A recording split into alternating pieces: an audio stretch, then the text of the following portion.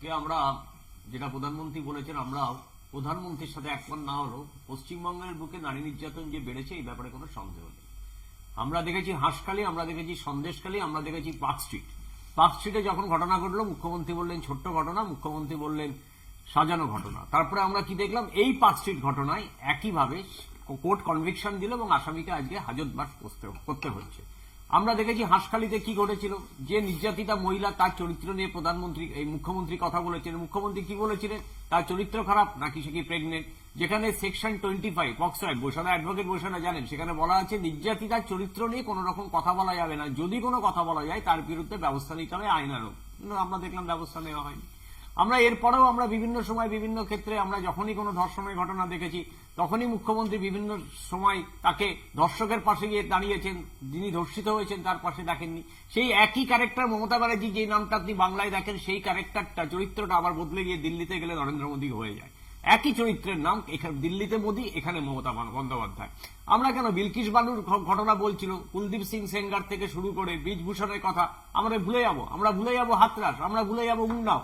উন্নয়ে যখন আসামিটা ধরতে যাচ্ছে তখন সেখানে পুলিশ ফোর্সকে গুলি করে ওখানকার অপরাধীরা, বিজেপির নেতারা। সেখানে 7 জন লোকের মধ্যে পুলিশ ফোর্সের মধ্যে 2 জন লোক মৃত হয় এবং 4 জন লোক আহত হয়। একটা যোগীজি স্টেটমেন্ট পেয়েছি, পাইনি। আমরা দেখেছি কি, আমরা দেখেছি যখন মণিপুরে নগ্ন করে ঘোরানো হচ্ছে সারা বাংলা, সারা ভারতবর্ষ, সারা পৃথিবী যখন ছিছি করছে, তখন আমরা মোদী দেখেছি পার্লামেন্টে এই নিয়ে 55 দিন একটা কথাও বলেনি, একটা শব্দ বাক্য ব্যয় করেনি।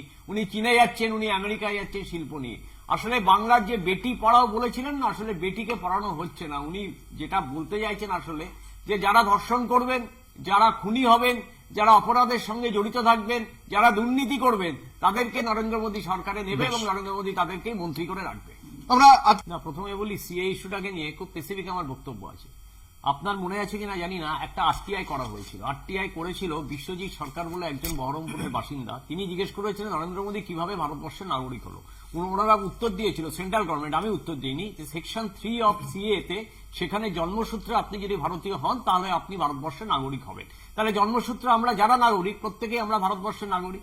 এবার প্রশ্ন হচ্ছে এই পোর্টালটা কি? পোর্টালে আপনাকে অ্যাপ্লাই করতে হবে। কিভাবে অ্যাপ্লাই করতে হবে? 1A 1B 1C যে শিডিউল দিয়েছে, সেই 1A 1B 1C শিডিউল অনুযায়ী আপনাকে অ্যাপ্লাই করতে হবে।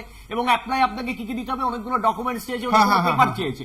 যেই পেপারগুলো এখানকার না, বাংলাদেশ, পাকিস্তান, আফগানিস্তানের পেপার।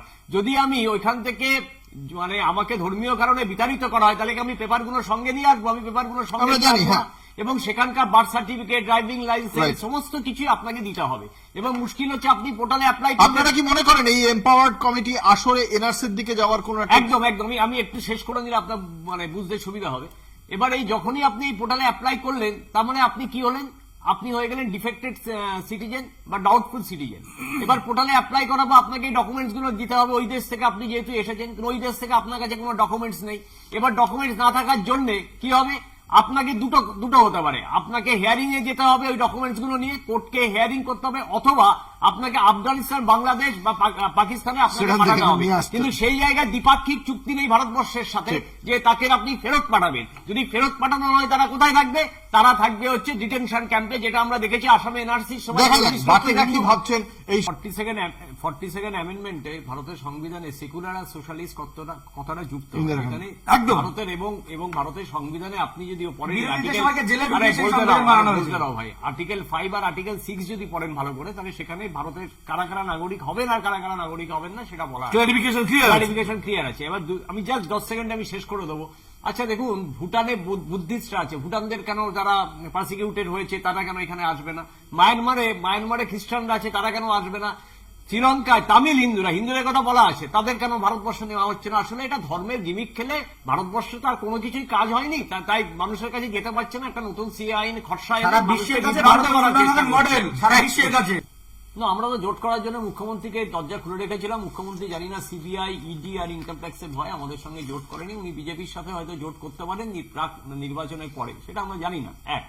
2 নম্বর, দেখুন মুখ্যমন্ত্রী আমাদের নামে অনেক বলছেন তো, আপনারা নাকি বিজেপির সঙ্গে বোঝাপড়া আপনাদের। আচ্ছা, ভারতবর্ষের নির্বাচন 1952 সাল থেকে হয়েছে, আজকে 2024। আমাকে একটা নির্বাচন দেখান যে আপনি তো অনেক দিনের সাংবাদিক, আমি বলিষ্ঠ সাংবাদিক এবং আপনি প্রচন্ড ইন্টেলিজেন্ট সাংবাদিক এবং আমি আপনাকে নিয়ে গর্ব অনুভব করি। আচ্ছা ঠিক আছে, আপনি একটা আমায় দেখান যে 1952 থেকে আজ অব্দি ভারতবর্ষের অ্যাসেম্বলি ইলেকশন বা লোকসভা নির্বাচনে ভারতীয় জনতা পার্টি এবং কংগ্রেস জোট করে লড়াই করেছে, দেখাতে পারবে না, উত্তর শূন্য। সেই জায়গায় যদি আপনি তৃণমূল কংগ্রেস দেখান, তাহলে 2006 জোট, 2004 জোট, কখনো আরএসএস এর সাথে জোট করে লড়েছে, কখনো বলেছে মোদী ভালো রাজনাথ খারাপ, কখনো আমরা দেখেছি কেন্দ্রীয় মন্ত্রী হয়েছেন, কয়লা মন্ত্রী হয়েছেন, কখনো দেখেছি রেল মন্ত্রী হয়েছেন, কখনো দেখেছি আমরা ভারতীয় জনতা পার্টির সাথে যখন দরকার হয়েছে ছুটে চলে গেছেন। এবং নিশিকান্ত দুবে তিনি পার্লামেন্টে বলেছেন 3 মাস আগে যে এই 1998 সালে যে তৃণমূল কংগ্রেস তৈরি হয়েছিল, সেই তৃণমূল কংগ্রেসকে সমস্ত ফান্ডিং করেছিল ভারতীয় জনতা পার্টি বা আরএসএস। আসলে আমাদের মুশকিল কি ওনাকে এখন মানে পরিচয় দিতে হবে যে উনি বিজেপি বিরোধী।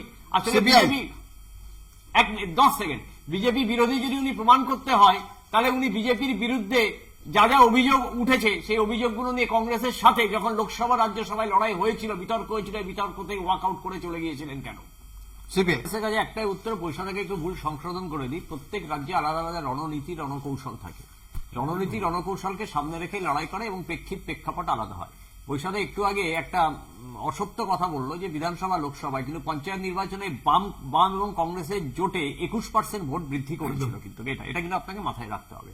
আর অচিন্তবাবুকে আমি অনুরোধ করবো, অচিন্ত আমার ছোট ভাইয়ের মতো, যে উনি রুদ্রাক্ষর মালা পেরে লাগিয়ে যদি তন্ত্র সাধক অচিন্ত বলেন, ওনার ব্যবসা ভালো হবে, কারণ উনি দেখছি পলিটিশিয়ানের থেকে বেশি ভালো হয়ে গেছে। আমাকে একটু 1 মিনিট সময় দেবেন। আবাস যোজনা নিয়ে আজকে আমি দেখছি নরেন্দ্র মোদী মমতা বন্দ্যোপাধ্যায়ের বিরুদ্ধে তোপ দাগছে, মমতা বন্দ্যোপাধ্যায় নরেন্দ্র মোদীর বিরুদ্ধে তোপ দাগছে। আসলে 131 ধারা ভারতবর্ষের সংবিধানে, যেখানে পরিষ্কার দক্ষিণ ভাষায় বলা আছে যে যদি কোনো অবস্থায় রাজ্যকে বঞ্চিত করা হয় কেন্দ্র, সেখানে কিন্তু মামলা করতে পারে এবং সুপ্রিম কোর্ট তার জন্য অবজারভেশন দিয়ে ব্যবস্থা নিতে পারে। সেখানে কিন্তু তৃণমূল কংগ্রেস করেনি। 2 নম্বর হচ্ছে ফাইন্যান্স কমিটিতে একটা চিঠি তৃণমূল কংগ্রেস দেখাতে পারেনি যেখানে আবাস যোজনার টাকা পাওয়া যায়নি বলে তারা কোনো চিঠি দিয়েছে। পিএসসি অর্থাৎ পাবলিক অ্যাকাউন্টস কমিটিতেও একটা চিঠি দেওয়া হয়নি, যে চিঠিতে বলা আছে যে আমরা আবাস যোজনার টাকা পাইনি। আসলে এই মোদী আর মমতাদির এই আকচাকচির মধ্যে আমরা এই প্রান্তিক মানুষগুলো কি অপরাধ করেছে মুকুটদা আপনি আমায় বোঝান। তারা তো সত্যি, তারা তো অসহায়, তারা তো প্রান্তিক।